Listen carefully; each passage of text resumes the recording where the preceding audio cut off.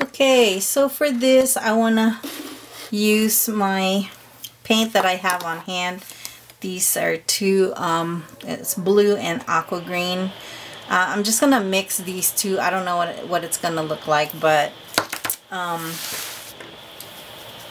it doesn't matter. I'm not really stressing about it because that's just the way I am. I mean, I stress out about other things, but not when it comes to art.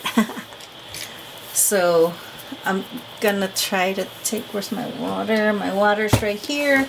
I have my palette right here. You can use any type of palette. I will add the link if you like this craft mat. This is awesome because all you have to do is like peel the paint off after you're done.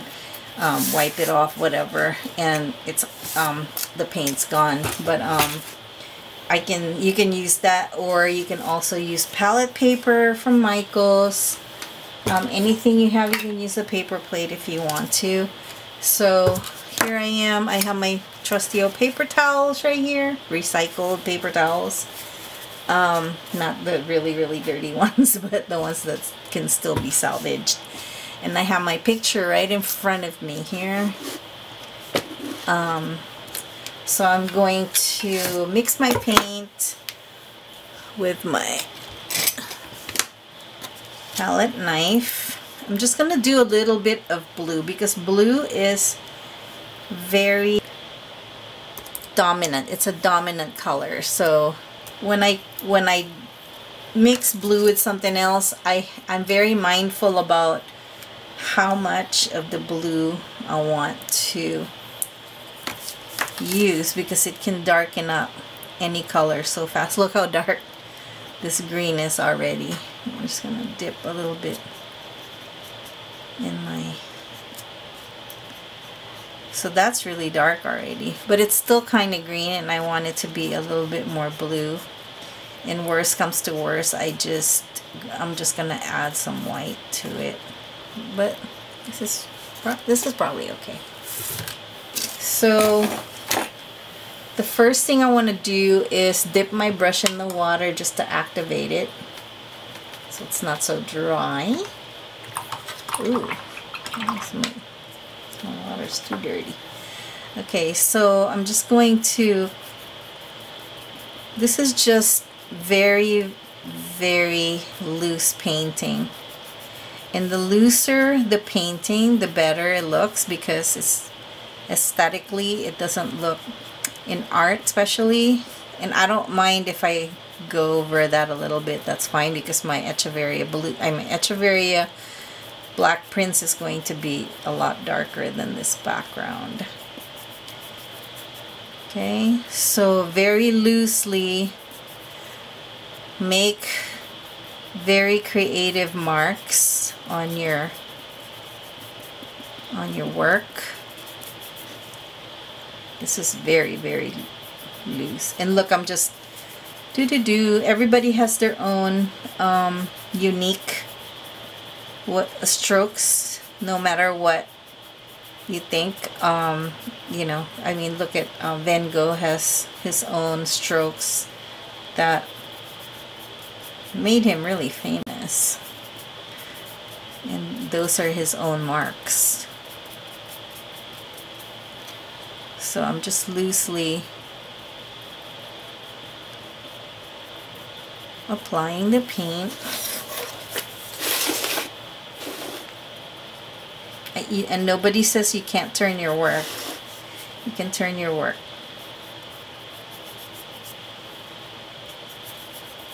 So this is my first layer right here.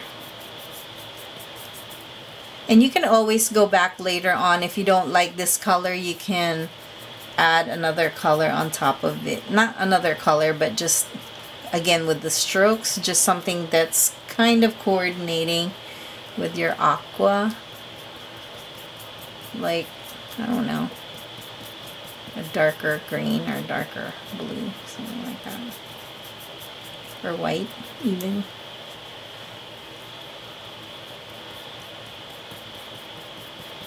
So I'm just gonna go and speed up the camera because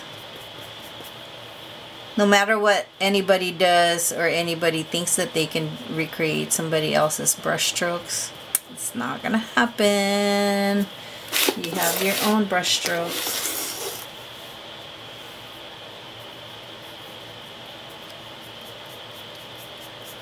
So there's our Echeveria.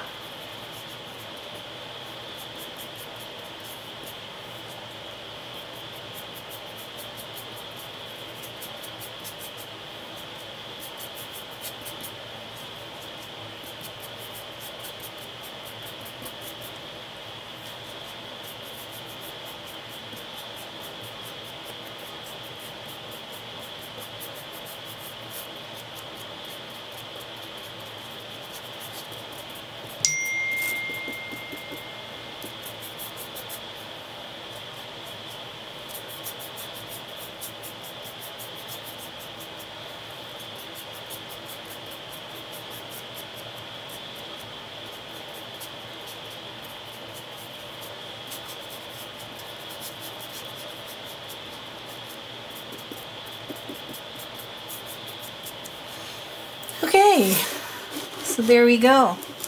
There's our first order of business. And just get rid of the paint from your brush because we're moving on to a different color. Now, I'm looking at this black prints and I'm seeing that the lightest color is kind of this. Oh crap, I just paint on my painting on my elbow. Okay, so it's like a lime green, light green, lime green kind of thing. Yeah, that's what I'm gonna do. It's the inside part of the Echeveria. That's what we're going to paint our. This is going to be our first layer of color. It's going to be our base color. That's what I'm trying to. So for that, we're going to choose kind of like a green. We're going kind of like a tree green, like the color of the tree. This deep green permanent. Doesn't have to be exactly the same color as your picture. This is kind of a dark green. So again, this dark green is going to be very dominant. So I'm going to add this kind of a lime green, Amarillo, Vert Jeune Brilliant. So I'm going to just slowly add the darker color to the light color. Okay, so this is dark color and I'm just gonna do a little bit at a time because I don't want my color to be so dark that, yeah, this is perfect. This is perfect. Okay. So now I'm going to go over the whole thing, but I'm going to do each shape. Doesn't have to be perfect again. See, the less you think about it, the less you think about what you're doing, the better it's gonna look, because you know what, that's gonna be your own style. And when you do your own style, it looks a lot better because it doesn't look so forced, you know. So all you have to do is do each shape, and you're gonna follow when you're painting, not like when you're painting a wall you just do up and down strokes, or you know, XX. When you're doing a painting, you have to follow the form, you have to follow the shape like that. See, follow the shape. And when your brush is drying up, you can dip it in some water, just a little bit of water, not a lot, because if you do a lot, then you have watercolor. And this is acrylic color, so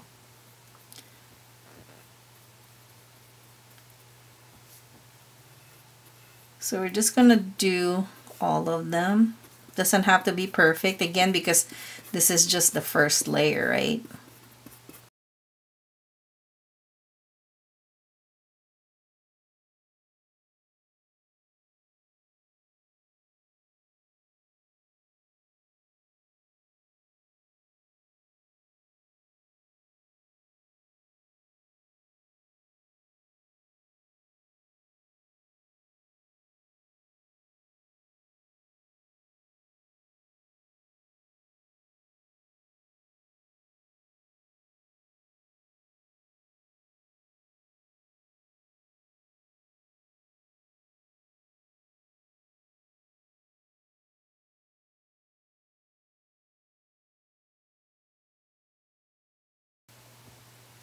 And I'm just, so what I'm doing is I'm not really mixing it. I'm just taking a little bit at the tip of the dark and then pulling from the light. And then I'm just mixing like that, a little bit at a time, because you don't want it to look too dark or too light. But again, the more organic it looks, the more aesthetically pleasing it is to the eye. So I'm pulling a little bit from the dark and putting it into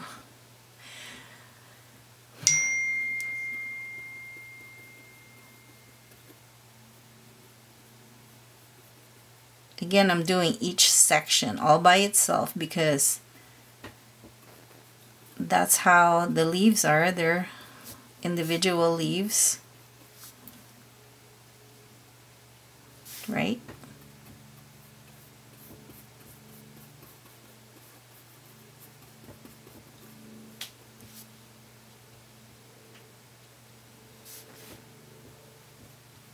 But make sure you can still see your pencil marks too, so you have something to follow.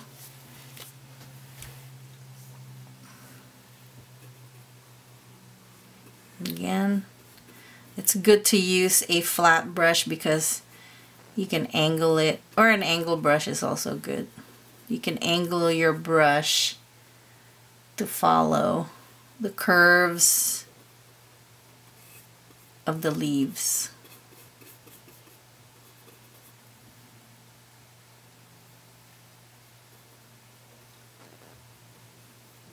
Just like that. And I like doing this stuff because I can incorporate the succulents with my art. And I want to be able to share it with you guys, because I think that it's a cool thing.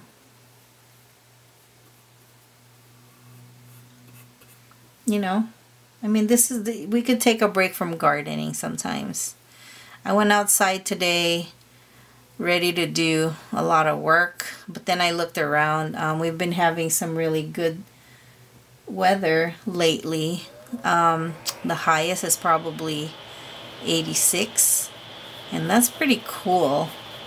So my succulents are not really dried up, so I didn't want to overwater them today, so I said, okay, I'll take a break from gardening and I will do some art. And I get to share it with you guys. Alright, so there we go. So here's our first layer. You just want to get rid of all the white. You don't want to see white anywhere, because it's not going to look good. Your end product will not look good, so you want to have good coverage. And then it doesn't matter if you go over, you know, doesn't matter if you go over the background, that's fine. It even looks better like that, actually. Alright, so our next trick will be the darker green. So we're gonna move up from light to dark. So the next green that we're gonna do is the kind of a darker green, but it's not gonna be this green right here, because this green right here is way too dark, and not only is it way too dark, it's also not the same tone as the rest of the painting, or the rest of the color of the actual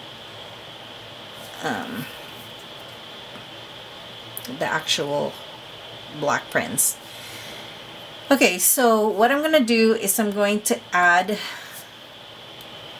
some brown. Okay, so this kind of brown excuse me, the brown that we're seeing in the black prints is not actually brown. It's kind of like a reddish brown if you really look close. So I'm gonna see if I could turn this into sort of a middle brown, like a middle green brown, if that's even possible. Okay, so if this is a raw umber and this right here was the deep green permanent, but you can do whatever as long as it's kind of close. So now I'm seeing that this is kind of good. It's more of a green brown, not just a brown. So I'm going to add a little bit of this green, the light green, the bright green, just to tie everything in. So now you're seeing the same green that we're looking at the black prints. Okay, so just by adding the brown and this light green and this little, so we're just doing 3 greens. So now all your colors are gonna tie together. Why? Because you're using the same tones for every part. So I'm seeing that there's so the inside parts of all the leaves are bright, but then in the middle is more dark, you know, like a brownish green, right? And then there are some parts where there is just the dark green. So I'm going to find those places. So I'm seeing that this part right here, the bottom part, is greenish brown. So I'm gonna start right there.